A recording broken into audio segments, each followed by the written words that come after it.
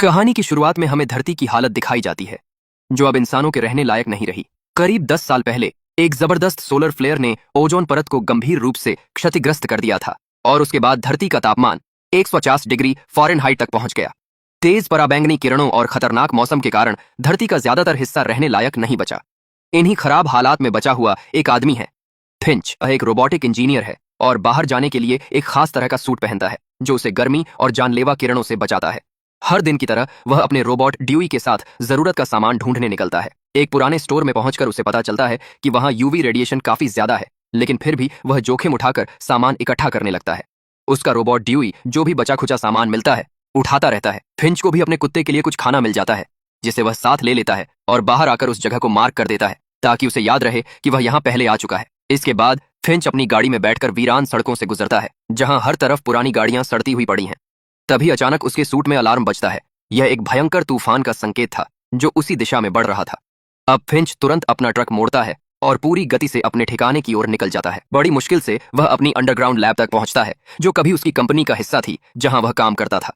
अंदर पहुंचकर वह खुद को साफ करता है। इसी बीच हमें पता चलता है कि फिंच को टीबी है और वह धीरे धीरे मर रहा है। इसके बाद वह अपने प्यारे कुत्ते गुड़ैयर के पास जाता है, उसे प्यार करता है और खाना खिलाता है, जबकि खुद सिर्फ थोड़ा सा जूस पीता है क्योंकि उसकी फ्रिज में अब ज्यादा खाना नहीं बचा। फिंच पिछले कई सालों से एक खास रोबोट पर काम कर रहा है जो उसके मरने के बाद उसके कुत्ते गुड़ियर का ख्याल रख सके। वह उस रोबोट में तरह तरह की जरूरी जानकारी अपलोड करता है, जैसे कि कुत्ते की देखभाल करना और रोजमर्रा के काम करना। लेकिन उस रोबोट के लिए उसके पास कैमरा नहीं था, इसलिए फिंच ड्यूई की आंखें निकालकर उस नए रोबोट में लगा देता है। इसके बाद वह रोबोट को स्टार्ट करता है और उसे कमांड देता है। बहुत कोशिशों के बाद आखिरकार वह रोबोट फिंच की बातें समझने लगता है। फिंच जब उससे अपना सिर हिलाने के लिए कहता है तो रोबोट सचमुच सिर हिलाने लगता है। यह देखकर फिंच खुशी से झूम उठता है क्योंकि उसकी मेहनत रंग ला रही थी। इसके बाद फिंच उससे बोलता है कि अपने बारे में कुछ बताओ। तब रोबोट अपने कुछ जरूरी नियम बताता है, इंसानों को नुकसान नहीं पहुंचाना और सबसे महत्वपूर्ण नियम, फिंच के ना रहने पर गुड़ियर की हर हाल में देखभाल करना। तभी अचानक बिजली चली जाती है। फिंच तुरंत बाहर जाकर विंड टर्बाइन पर चढ़कर उसे ठीक करता है, जिससे बिजली तो वापस आ जाती है, लेकिन उसी पल उसे एक बेहद खतरनाक तूफान उठता दिखाई देता है जो सीधा उनकी ओर बढ़ रहा था। फिंच अंदर आकर रोबोट को मौसम स्टेशन से जोड़ता है ताकि वे मौसम का पूर्वानुमान लगा सकें। तब रोबोट बताता है कि अगले 24 घंटों में 15 अलग अलग तूफान उन पर टूट पड़ेंगे और लगभग 40 दिनों तक हालात बदतर रहेंगे। यह सुनकर फिंच समझ जाता है कि अब उसे तुरंत वहां से निकलना होगा। वह अपने लिए एक सुरक्षित जगह ढूंढता है, सैन फ्रांसिस्को। उसी वक्त उसकी नाक से खून टपकने लगता है, जिसका मतलब था कि उसके पास अब ज्यादा समय नहीं बचा। वह जल्दबाजी में रोबोट का पूरा शरीर तैयार करता है और उसकी सीखने की गति भी बढ़ा देता है। इस पर रोबोट बताता है कि अगर वे अभी निकलते हैं तो डेटा ट्रांसफर केवल 72% पर ही रोकना पड़ेगा। फिंच उसे समझाता है कि तूफान तेजी से पास आ रहा है और अगर वे तुरंत नहीं निकले तो सब मारे जाएंगे। मजबूरी में वह अधूरा डेटा ट्रांसफर ही स्वीकार करता है, जिसके कारण रोबोट पूरी तरह समझदार नहीं बन पाता और उसकी हरकतें थोड़ी बचकानी रह जाती हैं। इसके बाद फिंच उसे चलना सिखाता है। थोड़ी मेहनत के बाद रोबोट चलना सीख भी लेता है। उसे चलता देखकर फिंच खुश हो जाता है, लेकिन कुत्ता गुड़ियर उसे बिल्कुल पसंद नहीं करता। अब फिंच जरूरी सामान जल्दी जल्दी समेटकर निकलने की तैयारी करने लगता है। वह अपने पुराने रोबोट ड्यूई को भी साथ ले जाना चाहता है, लेकिन उसके कैमरे निकाल लिए जाने से उसे कुछ दिखाई नहीं देता। फिंच उसकी आंख में सीसीटीवी कैमरा लगाकर उसे ठीक करता है। फिर चारों, फिंच, रोबोट, गुड़ियर और ड्यूई, एक आरवी में बैठकर अपने अगले गंतव्य की ओर निकल पड़ते हैं। सफर के दौरान नया रोबोट सड़क के आसपास की हर चीज देखकर उत्साहित रहता है और फिंच की हर हरकत से सीखने की कोशिश करता है। चलते चलते फिंच उसे बताता है कि कई साल पहले इस बंजर जमीन पर सरसों की खेती हुआ करती थी, जिससे यह इलाका बेहद खूबसूरत लगता था। लेकिन अब यहाँ रेत के अलावा कुछ नहीं बचा।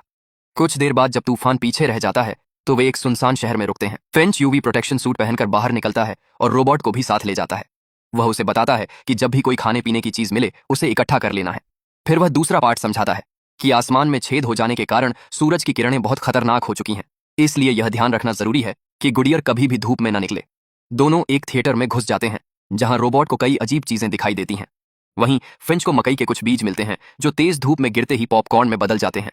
बीजों को उछलता देख रोबोट को बहुत मजा आता है और दोनों हंसने लगते हैं। लेकिन यह खुशी ज्यादा देर नहीं टिकती, क्योंकि फिंच देखता है कि वह खतरनाक बवंडर अब और भी नजदीक आ चुका है। वह तुरंत उसे आरवी के अंदर बुलाता है और तेजी से वाहन भगाता है, लेकिन अधिक दूरी तय नहीं हो पाती और अंततः वह बवंडर उन्हें पकड़ ही लेता है। अब फिंच तुरंत भागकर बाहर आता है और रोबोट को बुलाकर कहता है, जैसा मैं कर रहा हूं वैसा ही तुम भी करो, हमें आरवी को वायर से बांधना होगा। लेकिन तब तक तूफान उनके बेहद करीब पहुंच चुका था। फिंच जल्दी जल्दी खूंटियां गाड़कर आरवी को वायर से बांधने लगता है, लेकिन कुछ ही देर में उसकी सांसें फूलने लगती हैं। उसे थका हुआ देखकर रोबोट फिंच से कहता है कि वह आरवी के अंदर चला जाए और फिर खुद आगे बढ़कर बाकी काम करने लगता है। इसी बीच तूफान उन पर टूट पड़ने ही वाला होता है। फिंच घबराकर उसे वापस आरवी में आने के लिए कहता है। रोबोट तुरंत अंदर घुसकर दरवाजा लॉक कर देता है।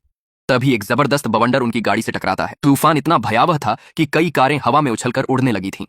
आरवी से बंधी तारें भी एक एक करके टूटने लगीं। बस एक आखिरी वायर बचा था, वही गाड़ी को हवा में उड़ने से रोक रहा था। आखिरकार तूफान गुजर जाता है और माहौल धीरे धीरे सामान्य होने लगता है। फिंच बाहर निकलकर देखता है कि रोबोट द्वारा गाड़ी गई मजबूत खूंटी की वजह से उनकी गाड़ी बच गई। वह उसकी तारीफ करता है, लेकिन तभी उसे पता चलता है कि आरवी का आगे वाला टायर खराब हो चुका है। उनके पास स्पेयर टायर तो था, मगर जैक नहीं। यह सोचकर फिंच परेशान हो जाता है। तभी रोबोट अचानक पूरी गाड़ी उठाकर कहता है, क्या इससे काम हो जाएगा? उसकी ताकत देखकर फिंच हैरान रह जाता है। रात होने पर रोबोट फिंच से पूछता है कि उसका कोई नाम क्यों नहीं है। फिंच उसके लिए एक छोटा और आसान नाम सोचने लगता है। तभी रोबोट खुद को जैफ कहकर बुलाता है। फिंच मुस्कुराता है और उसके लिए यही नाम रख देता है। अगली सुबह जैफ गुडेयर से उसकी भाषा में बात करने की कोशिश कर रहा होता है। यह देखकर फिंच हंसते हुए समझाता है, इतनी जल्दी दोस्ती नहीं होती, उसके भरोसे को जीतना पड़ता है। जैफ अचानक पूछ बैठता है, भरोसा क्या होता है? फिंच थोड़ा सोचता है, फिर अपनी कहानी सुनाता है। एक समय की बात है, ऑफिस में मुझे एक प्रोजेक्ट मिला था। टीम थी, लेकिन वे सब बेवकूफ थे, इसलिए मैंने सारा सॉफ्टवेयर अकेले ही ठीक किया, लेकिन क्रेडिट पूरी टीम को दिया, क्योंकि भरोसा ऐसे ही जीता जाता है। जैफ को यह कहानी समझ नहीं आती। तभी अचानक फिंच की तबीयत बिगड़ने लगती है। वे एक रेस्टोरेंट पर रुकते हैं जहां फिंच को खून की उल्टियां होने लगती हैं। उसे समझ आ जाता है कि अब उसके पास ज्यादा समय नहीं है। वह अपने कुत्ते को अंदर ले जाकर उसके साथ खेलने लगता है, मानो उससे आखिरी बार मिल रहा हो। उसी बीच जैफ आरवी की ड्राइविंग सीट पर बैठकर फिंच की नकल करता है। गलती से वह हैंड ब्रेक छोड़ देता है और आरवी एक कार से टकरा जाती है। उसकी बेवकूफी से नाराज होकर फिंच बाहर आता है और डांटते हुए कहता है, तुम अभी ड्राइविंग के लिए तैयार नहीं हो। जैफ मासूमियत से चुप खड़ा रहता है, लेकिन उसके मन में ड्राइविंग सीखने की जिद सवार रहती है। वह फिंच की बात अनसुनी करके फिर आरवी में चढ़ता है और पीछे करते हुए दोबारा गाड़ी ठोक देता है।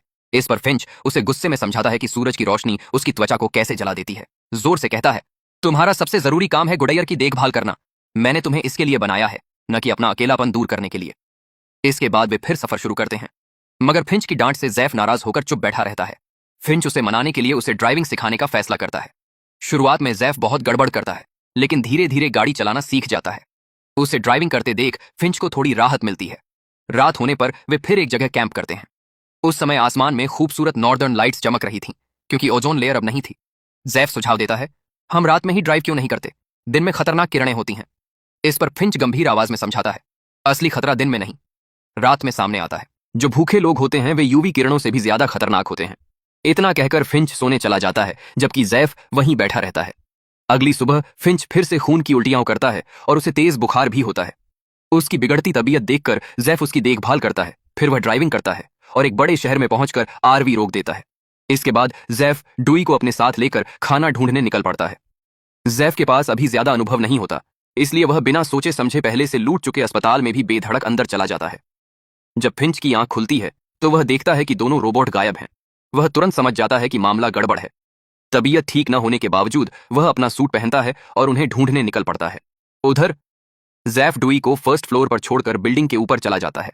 ऊपर पहुंचते ही जैफ की खुशी का ठिकाना नहीं रहता। उसे वहां दवाइयां, खाने पीने का सामान और अपने लिए एक बढ़िया सा जैकेट मिल जाता है।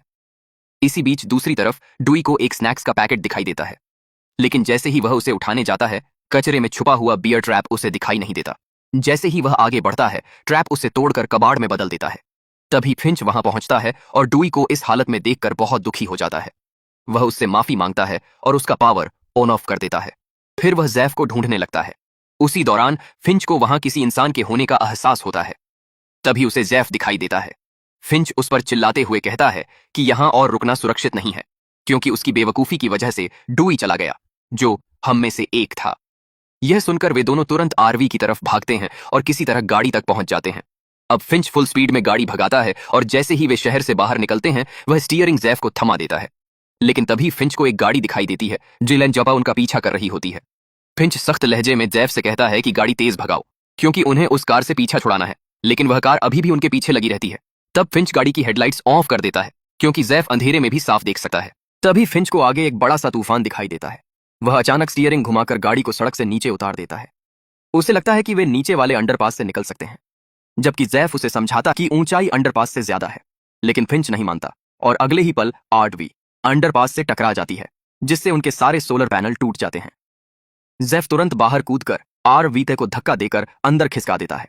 तभी वह रहस्यमयी कार वहां आकर रुकती है। कुछ पल तक खामोशी से खड़ी रहने के बाद वह कार वापस चली जाती है। जब फिंच बाहर आता है और टूटे हुए पैनल देखता है तो खुद को कोसने लगता है। उसकी एक गलत सोच की वजह से सब बर्बाद हो गया था और अब वह इसे ठीक भी नहीं कर सकता। फिंच को परेशान देखकर जैफ उसे दिलासा देने की कोशिश करता है कि वह किसी भी तरह उन्हें सैन फ्रांसिस्को पहुंचा देगा, लेकिन फिंच गुस्से में उसे डांट देता है और कहता है कि वह सिर्फ एक मशीन है, इसलिए उसे ज्ञान न दे। इतना कहकर वह आरवी में चला जाता है और जैफ बारिश में अकेला खड़ा रह जाता है। थोड़ी देर बाद जैफ अंदर आकर बताता है कि उसे लगता है वे लोग अब भी गोल्डन गेट ब्रिज तक पहुंच सकते हैं।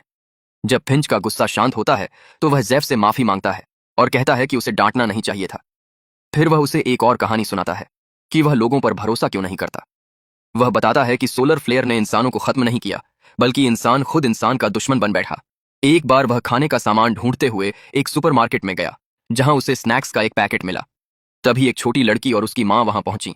उनके पास एक बंदूक थी। फिंच को लगा कि अगर वे उसे देख लेंगी तो खाना छीनने के लिए कुछ भी कर सकती हैं, इसलिए वह छिपकर उनके वापस जाने का इंतजार करता रहा। लेकिन तभी एक कार आकर रुकी। शायद किसी ने उन्हें देख लिया था। वह छुपा हुआ यह सब देख रहा था जब कुछ लड़कों ने उस बच्ची और उसकी मां को खाना छीनने के लिए बेरहमी से मार डाला। उनके जाने के बाद फिंच को बच्ची का बैग मिला जिसमें गुडैयर डर सहमा बैठा था। उसी पल फिंच ने खुद से वादा किया कि चाहे कुछ भी हो जाए वह गुडैयर की रक्षा करेगा। इसके बाद वह कायर की तरह छुपकर जीने लगा। अगली सुबह वे सफर पर आगे बढ़ने लगते हैं। रास्ते में जैफ को एक बोर्ड दिखता है जिस पर लिखा था सैन फ्रांसिस्को 480 मील। तभी अचानक एक तितली गाड़ी के कांच से टकराती है। जैफ तुरंत गाड़ी रोक देता है और फिंच को देखने के लिए बुलाता है। फिंच जब उस तितली को देखता है तो हैरान रह जाता है। वह गाड़ी से बाहर हाथ बढ़ाता है और उसकी खुशी का ठिकाना नहीं रहता, क्योंकि सूरज की किरणें अब उसे जला नहीं रही थीं। कई सालों बाद वह खुले में धूप को महसूस करता है। तभी उसे एक फूल दिखाई देता है और उस पर बैठी तितली को देखकर वह पहली बार खुलकर हंसता है। वे आगे बढ़ते हैं और फूलों से भरी जमीनों के बीच से गुजरते हैं। इसके बाद फिंच एक नया सूट पहनता है और खुले आसमान के नीचे वे पिकनिक एंजॉय करने लगते हैं, जो उसने पिछले 10 सालों में पहली बार किया था। उसी दौरान जेफ पूछता है कि उसने झूठ क्यों बोला कि पोस्ट कार्ड उसके चाचा ने भेजे हैं, जबकि उस पर पापा लिखा था। तब फिंच उसे बताता है कि उसके पिता एक इंजीनियर थे जो हमेशा दुनिया घूमते रहते थे। उसके 15वें जन्मदिन पर उसे एक पोस्ट कार्ड मिला जिसमें में थे उसके पिता ने गोल्डन गेट ब्रिज पर मिलने का वादा किया था, लेकिन वह कभी वहां पहुंच नहीं सका और फिर वह अपने पिता से कभी नहीं मिला। यह सुनकर जैफ उत्साहित हो जाता है और कहता है कि अगर वे अभी निकलें तो 18 घंटे में गोल्डन गेट ब्रिज पहुंच सकते हैं। लेकिन फिंच शांत स्वर में कहता है कि वह अब इतना लंबा सफर नहीं कर पाएगा। यह सुनकर जैफ उदास हो जाता है और फिंच से वादा करता है कि वह गुडियर का हमेशा ख्याल रखेगा। इसके बाद फिंच एक गेंद निकालता है और गुडियर के साथ खेलने लगता है। वह गेंद जैफ के हाथ में थमाकर कहता है कि यह खेल गुडियर का भरोसा जीतने की पहली सीढ़ी है। जैफ गेंद फेंकता है, लेकिन गुडियर गेंद सिर्फ फिंच के पास लाकर देता है। तभी फिंच फिर से खांसने लगता है और उसके मुंह से खून निकलने लगता है, जिससे उसका सफेद सूट लाल पड़ जाता है। उसे लड़खड़ाता देख जैफ उसे संभालता है। फिंच उसका हाथ पकड़ता है, उसे गले लगाता है और यहां हमें पता चलता है कि जैफ अब भावनाएं समझने लगा है। जैफ फिंच को उठाकर आरओवी में ले जाता है। फिंच लेट जाता है और अपनी आखिरी सांसें गिनने लगता है। गुडैयर भी उदास होकर उसके पास बैठ जाता है और जैफ चुपचाप सामान समेटने लगता है। फिंच आखिरी बार अपने प्यारे कुत्ते को प्यार से सहलाता है और फिर हमेशा के लिए चला जाता है। इसके बाद जैफ उसे खुली जमीन पर उसके यूवी सूट के साथ सम्मानपूर्वक अंतिम संस्कार करता है। दोनों कुछ देर तक शांत खड़े होकर फिंच को याद करते रहते हैं। फिंच के चले जाने के बाद जैफ गुडियर को खाना खिलाता है और उसकी देखभाल करने लगता है। धीरे धीरे गुडियर भी जैफ के साथ घुल मिल जाता है। फिर दोनों गेंद खेलते हैं और गुडियर खुशी से गेंद उठाकर जैफ के पास ले आता है। यह देखकर जैफ समझ जाता है कि अब गुडियर उसकी जिम्मेदारी है। इसके बाद वे दोनों आगे की यात्रा पर निकल पड़ते हैं। लंबे सफर के बाद वे गोल्डन गेट ब्रिज पहुंचते हैं, जहां जैफ फिंच की याद में एक छोटा सा स्मारक बनाता है। वहां उसे कई पोस्ट कार्ड मिलते हैं जो बहुत से लोगों ने अपने अपनों के लिए छोड़ रखे थे, यह बताने के लिए कि वे कहां मिल सकते हैं। यह देखकर जैफ को एहसास होता है कि दुनिया में अभी भी कुछ लोग जिंदा बचे हुए हैं। जैफ अपनी बनाई हुई वह ड्राइंग भी ब्रिज पर चिपकाता है, जिसमें वे तीनों फिंच, जैफ और गुडियर एक साथ नजर आते हैं। इसके बाद वह एक नई उम्मीद के साथ गुडियर को लेकर आगे बढ़ जाता है, एक नई शुरुआत की ओर।